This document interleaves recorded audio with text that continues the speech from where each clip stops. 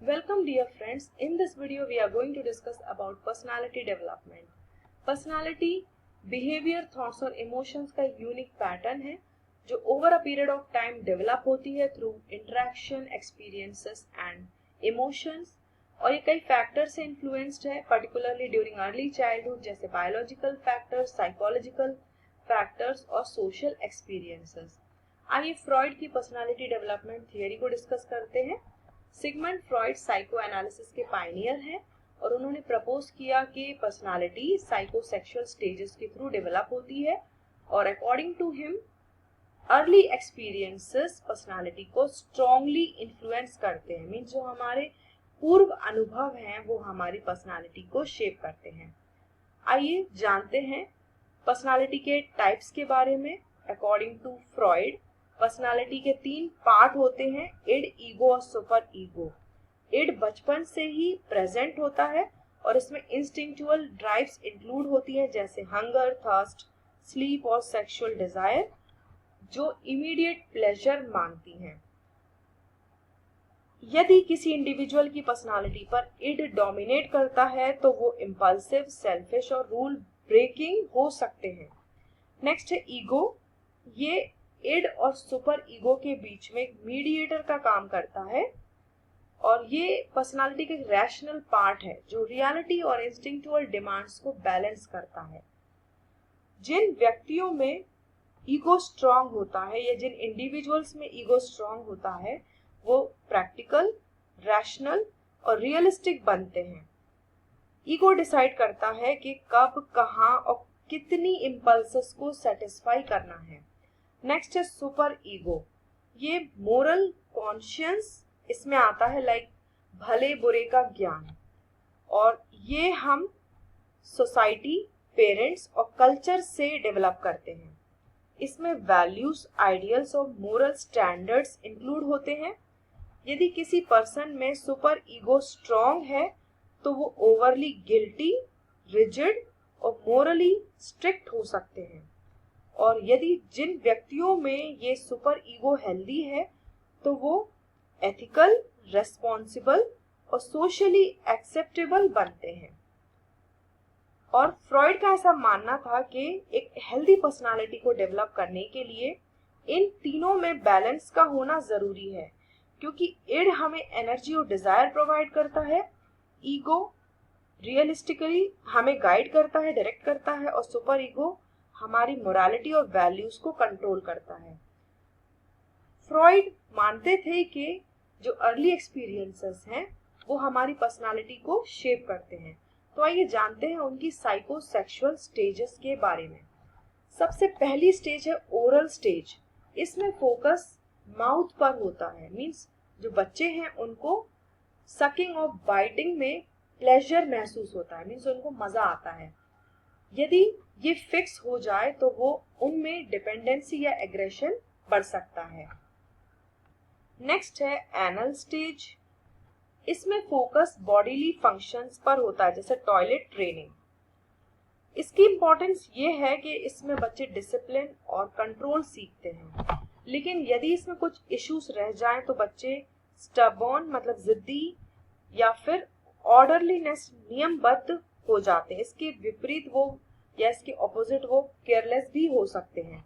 Next है phallic stage. इसमें focus genitals पर होता है, मींस उनका जो अट्रैक्शन है ऑपोजिट सेक्स पेरेंट की तरफ होता है, और इसका इंपॉर्टेंस ये है कि वे अपनी आइडेंटिटी और अपने जेंडर रोल्स को समझते हैं। यदि कुछ इसमें इश्यूज रह जाएं तो आगे चलकर उनको आइडेंटिटी कंफ्यूजन हो सकता है। नेक्स्ट है लेटेंसी स्टेज। इसमें फोकस सोशल इंटरेक्शंस और लर्निंग स्किल्स पर होता है। इसका इंपॉर्टेंस ये है कि इसकी मदद से इस स्टेज में बच्चे फ्रेंड्स बनाना सीखते हैं, खेल, एजुकेशन और सोशलाइजेशन सीखते हैं, या उनका सोशलाइजेशन होता है। लेकिन कुछ इश्यूज यदि रह जाते हैं तो उनमें सोशल स्किल्स और कॉन्फिडेंस की कमी हो सकती है। नेक्स्ट है जेनाइटल स्टेज। ये 12 वर्ष से शुरू होता है।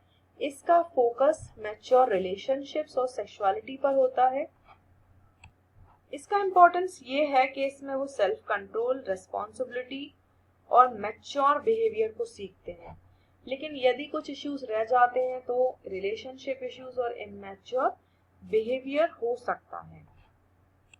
इन स्टेजेस में जो भी एक्सपीरियंसेस इंडिविजुअल्स के रहते हैं वो उनकी इमोशनल ग्रोथ और कोपिंग मैकेनिज्म को इन्फ्लुएंस कर सकते हैं, और जो बचपन की जो बैड मेमोरीज हैं, ट्रॉमास हैं, ओवर इंडल्जेंस हैं, वो पर्सनालिटी इम्बैलेंस का रीजन बन सकती हैं। Now let's know about Erikson psychosocial development theory. Erik Erikson ने फ्रॉइड के वर्क को एक्सटेंड किया और उन्होंने सोशल रिलेशनशिप के रोल्स और चैलेंजेस पर एम्फसाइज किया। मेन फीचर्स उनकी थियरी के ये थे कि उनका ये मानना था कि जो डेवलपमेंट है वो स्टेजेस में होता है और हर स्टेज में कुछ क्राइसिस या कॉन्फ्लिक्ट आते हैं और जिन्हें रिजॉल्व करना जरूरी है ताकि एक हेल्दी पर्सनालिटी फॉर्म हो सके। उन्होंने लाइफ के 8 स्टेजेस को बताया, उनमें कुछ कॉन्फ्लिक्ट्स आते हैं, जैसे फर्स्ट स्टेज में ट्रस्ट वर्सेस मिसट्रस्ट, या तो वो अपनी केयर गिवर और एनवायरनमेंट के प्रति ट्रस्ट कर पाते हैं या उनमें मिसट्रस्ट की फीलिंग डेवलप होती है। नेक्स्ट है ऑटोनॉमी वर्सेस शेम और डाउट, या तो उनके अंदर पर्सनल कंट्रोल और इंडिपेंडेंस का सेंस डेवलप होता है या फिर वो शेम और डाउट एक्सपीरियंस करते हैं अपने ही एक्शंस पर। नेक्स्ट है इनिशिएटिव वर्सेस गिल्ट। कॉन्फ्लिक्ट ये होता है कि या तो वो अपने एनवायरनमेंट पर पावर और कंट्रोल एजर्ट कर पाते हैं या फिर उनके अंदर अपनी चॉइसेस के बारे में गिल्ट की फीलिंग डेवलप हो जाती है। नेक्स्ट है इंडस्ट्री वर्सेस इंफीरियरिटी।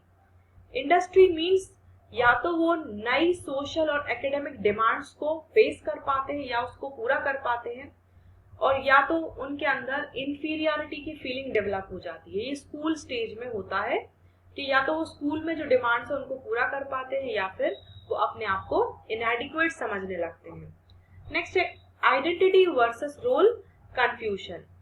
या तो उनके अंदर एक स्ट्रॉन्ग आइडेंटिटी का सेंस डेवलप होता है या फिर वो अपने ही रोल के बारे में कंफ्यूज रहते हैं कि उनकी जगह सोसाइटी में क्या है और उनका रोल क्या है। नेक्स्ट है intimacy versus isolation. Young adults या तो इंटीमेसी को फॉर्म कर पाते हैं या फिर वो अपने रिलेशनशिप में लोनलीनेस या आइसोलेशन फील करते हैं। नेक्स्ट है जनरेटिविटी वर्सेस स्टैग्नेशन। एडल्ट्स या तो चीजों को नर्चर या क्रिएट करने लग जाते हैं, जनरेट करते हैं कुछ नया, या फिर उनके लाइफ में स्टैग्नेशन का सेंस वो एक्सपीरियंस करते हैं या फिर अनफ्रूटफुलनेस की फीलिंग उनके अंदर आ जाती है। लास्ट है इंटीग्रिटी वर्सेस डिस्पेयर। या तो वो अपनी लाइफ को एक सेंस ऑफ फुलफिलमेंट के साथ देखते हैं, मींस जो भी उन्होंने उनके एक्सपीरियंस है, अचीवमेंट है, उसको सेटिस्फैक्शन की तरह के रूप में देखते हैं, या फिर वो अपनी डेथ को एक बिटरनेस और डिस्पेयर की फीलिंग के साथ फेस करते हैं। सो ये पर्सनालिटी डेवलपमेंट के लिए बहुत ही जरूरी है कि यदि हमें एक हेल्दी पर्सनालिटी डेवलप करना है तो केयर गिविंग का रोल बहुत ही इंपॉर्टेंट है, और केयर गिविंग के थ्रू ट्रस्ट को डेवलप करना जरूरी है ताकि बच्चे सिक्योर और कॉन्फिडेंट फील कर सके। सेकेंड स्टेज में इंडिपेंडेंस को एनकरेज करना है ताकि उनके अंदर सेल्फ कंट्रोल और विल पावर डेवलप हो सके। नेक्स्ट स्टेज में उनको एक्सप्लोर करने का, डिसीजन मेकिंग का मौका देना है ताकि उनके अंदर लीडरशिप और पर्पस डेवलप हो सके। और इंडस्ट्री वर्सेस इंफीरियरिटी, जब ये कॉन्फ्लिक्ट आता है तो पेरेंट्स का एक इम्पॉर्टेंट रोल होता है। यहाँ पर उनको सीखने का मौका देना है, उनको पीयर्स के साथ काम करने का मौका देना है और उनको गोल्स अचीव करने के लिए एनकरेज करना है। इसके पॉजिटिव आउटकम्स ये होंगे कि उनके अंदर सेल्फ कॉन्फिडेंस और कॉम्पिटेंस की फीलिंग डेवलप होगी। यदि वो स्टेजेस के कॉन्फ्लिक्ट्स को सक्सेसफुली रिजॉल्व कर पाते हैं तो उनके अंदर एक हेल्दी सेल्फ एस्टीम डेवलप होगी, और यदि वो इन कॉन्फ्लिक्ट्स को फेस नहीं कर पाते हैं या फिर वो फेल होते हैं तो उनके अंदर फियर, गिल्ट या डिफिकल्टी रिलेटिंग टू अदर्स की फीलिंग डेवलप हो सकती है। अर्ली चाइल्डहुड एक्सपीरियंसेस जैसे भी होते हैं उनका जो इन्फ्लुएंस है लेटर पर्सनालिटी पर होता है, तो हमें ये ध्यान देना है कि अर्ली एक्सपीरियंसेस मैटर्स। क्योंकि बच्चों का जो ब्रेन होता है वो अर्ली ईयर्स में बहुत ही अडेप्टेबल होता है। इमोशनल बॉन्डिंग, अटैचमेंट और केयर उनकी पर्सनालिटी ट्रेट्स को इन्फ्लुएंस करते हैं। तो हमें इन 3 फैक्टर्स पर ध्यान देना है कि उनको प्रॉपर केयर मिल रही है कि नहीं, एक हेल्दी अटैचमेंट बिल्ड हो रहा है कि नहीं, और इमोशनल बॉन्डिंग बच्चों से कैसी है। नेक्स्ट है अटैचमेंट पर ध्यान देना है कि जो सिक्योर अटैचमेंट यदि होगा तो इससे ट्रस्ट, एम्पैथी और रेजिलियंस की फीलिंग डेवलप होगी या ये डेवलप होंगे। नेक्स्ट है यदि इनसिक्योर अटैचमेंट होगा तो दैट में लीड टू एंजाइटी, विड्रॉल और एग्रेशन। पेरेंट्स का इन्फ्लुएंस बहुत ही इंपॉर्टेंट होता है। यदि पेरेंटिंग वार्म और सपोर्टिव है तो सेल्फ कॉन्फिडेंस और इमोशनल रेगुलेशन एनकरेज होगा, और यदि हार्श और निग्लेक्टफुल पेरेंटिंग है तो इसके रिजल्ट भी लो सेल्फ एस्टीम और डिफिकल्टी इन फॉर्मिंग रिलेशनशिप्स हो सकते हैं। Next social environment. यदि इंटरेक्शन पीयर्स, टीचर्स और केयर गिवर्स के साथ हेल्दी है तो कम्युनिकेशन, कोऑपरेशन और एम्पैथी डेवलप होगी। और नेगेटिव एक्सपीरियंसेस हैं जैसे बुलिंग, दैट में लीड टू फियर और एग्रेशन, और इसके लॉन्ग टर्म इफेक्ट्स होते हैं। जो बचपन के इमोशनल एक्सपीरियंसेस हैं वो कोपिंग स्ट्रेटजीज को शेप करते हैं। यदि सिक्योर एनवायरनमेंट प्रोवाइड किया जाए तो इससे बच्चों में लीडरशिप, क्रिएटिविटी और हेल्दी इंटरपर्सनल रिलेशनशिप्स फॉर्म होंगे या प्रमोट होंगे। So as a conclusion we can say that emotions, gender roles और अर्ली एक्सपीरियंसेस पर्सनालिटी डेवलपमेंट के लिए जरूरी हैं, और टीचर्स को बच्चों की इंडिविजुअलिटी और इमोशनल नीड्स को रिकॉग्नाइज करना चाहिए और inclusive, emotionally safe classrooms provide करना चाहिए। Thank you so much.